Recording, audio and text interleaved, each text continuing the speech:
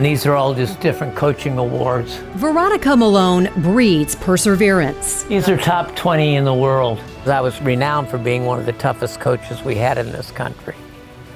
But I was fair. This was from Paraguay. I was supposed to help shape their swimming program, but also their Olympic effort, which I did. Through many decades, Veronica was considered one of the top swim coaches in the nation. This is the U.S. Swimming Award, and probably the highest award I've ever won. She trained 7 athletes for the Olympics. She produced 4 gold medalists, including Shannon Freeland. She gave me her Olympic flag. Each athlete gets one of these.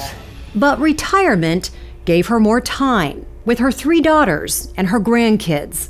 Until one day she noticed something was off. She decided to get it checked out. I thought I really just had spinal cord problems. Veronica thought it was just years of wear and tear on a coach's body.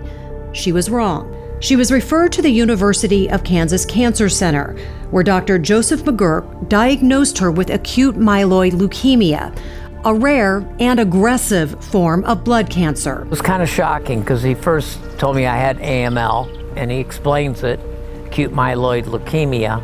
I said, well, what's the prognosis? He said, it's not real good, you're pretty advanced. And so he suggested I make sure I have all my affairs in order. Her situation was dire.